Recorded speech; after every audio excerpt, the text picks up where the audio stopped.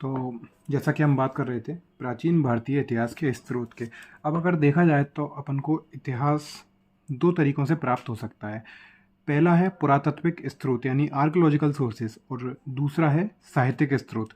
पुरातात्विक स्रोत से आप नाम से ही आप खुद स्पष्ट कर सकते हैं, जिसमें अभिलेख यानी कि किताबें आ जाती हैं, या फिर कहीं लिखा हुआ है, या फिर ऐसा किसी भी तरह का जहाँ छपा हुआ है तो उसको हम अभिलेख में ले सकते हैं। दूसरे नंबर पे स्मारक एवं भवन।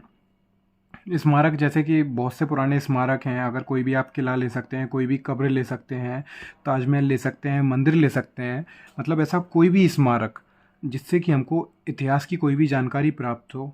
ऐसा कोई भी भवन, जैसा कि जो हमारे लाल किला है भवन, मतलब ऐसा कोई भी पुरातात्विक स्रोत कह सकते हैं उसको, कोई भी ऐसा पुराना, जैसा कि आगरा में आप खुद जानते होंगे कि किला है, फतेहपुर सीकरी है, ऐसे कई हमारे यहाँ भवन हैं जिनसे कि हमको इतिहास की जानकारी मिलती है। तीसरा है सिक्के।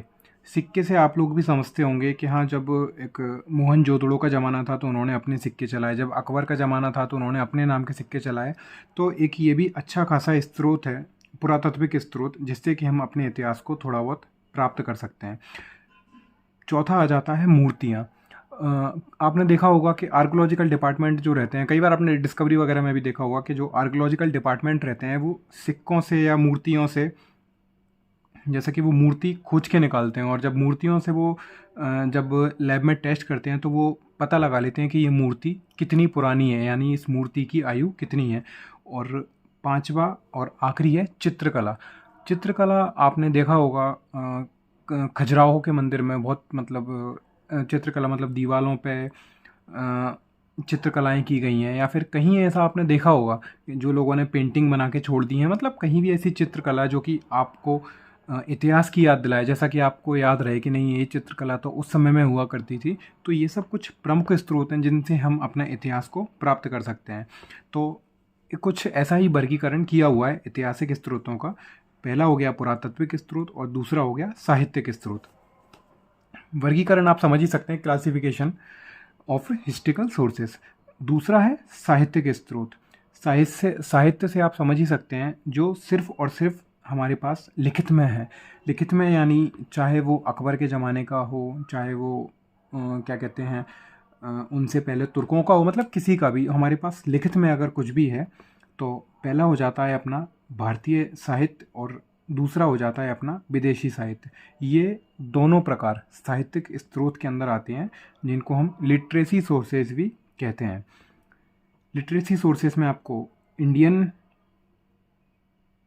साहित्य और दूसरा है फॉरेनर साहित्य, विदेशी साहित्य। अच्छा, अब हम आ जाते हैं दोबारा श्री राम, पुरातात्विक।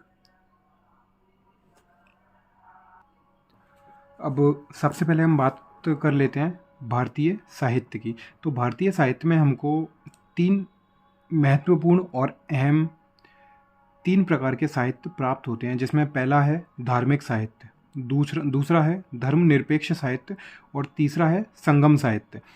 अब धार्मिक साहित्य में भी सबसे पहले हमको मिलता है ब्राह्मण साहित्य।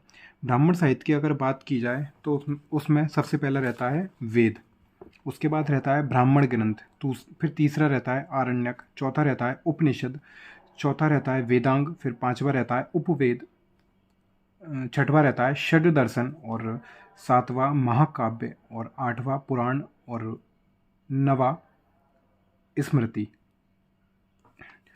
ये हमको कहाँ से प्राप्त हुआ? साहित्यिक स्रोत। साहित्यिक स्रोत से कहाँ पे आए हम? भारतीय साहित्यिक। और भारतीय साहित्य में हम आए धार्मिक स्रोत।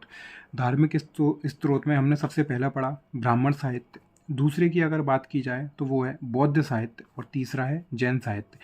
ब्राह्मण साहित्य मैंने आपको पढ़ा ही दिया। अब आ जाते हैं अपन बौद्ध साहित्य पे। तो बौद्ध साहित्य में सुत्त पिटक, ये है सबसे पहला। दूसरा आ जाता है विनय पिटक, तीसरा आ जाता है अभिधम्म पिटक, चौथा मिलिंद पंदोह, और पांचवा आ जाता है बुद्ध चरित, और छठवा आ जाता है दिव्यवदान आदि।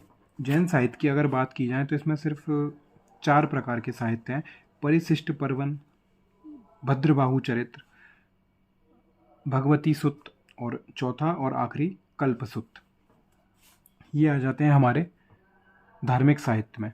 अब अगर बात की जाए धर्मनिरपेक्ष साहित्य की, तो उसमें आ जाता है कौटिल्य का अर्थशास्त्र, कल्हण की राजतरंगिणी, पाणिनि का अष्टाध्यायी, चौथा विशाखदत्त का मुद्रा राक्षस, कालिदास का अभि अभिज्ञान शाकुंतलम, मालविकाग्नि मित्रम, रघुवंशम और मेघदूतम। और छठवां आ जाता है बाणभट्ट का हर्षचरित्र, कादंबरी आदि। तीसरा आ जाता है अपना संगम साहित्य, तिरुकुरल, शिल्पाधिकरम, मणिमेखलम और जीवक चिंतामणि आदि।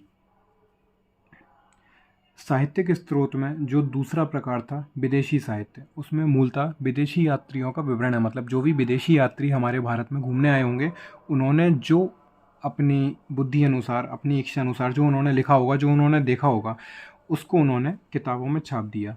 तो वो सिर्फ उसी आधार पर है जो कि विदेशियों ने लिखा होगा।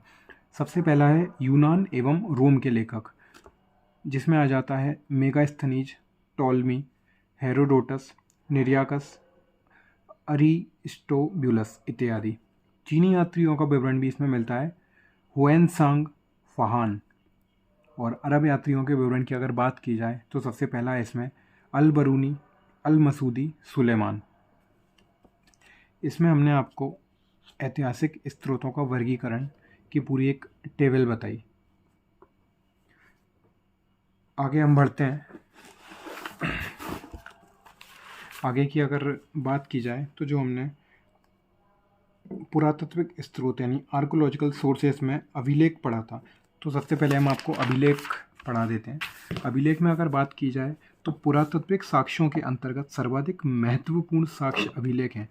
इनके माध्यम को पूरा लेख शास्त्र एपिग्राफी कहते हैं। संपूर्ण देश में आरंभिक अभिलेख पत्थरों पर खुदे मिलते हैं, किंतु ईसा के आरंभ काल में इस काम में ताम्रपत्रों का प्रयोग आरंभ हुआ।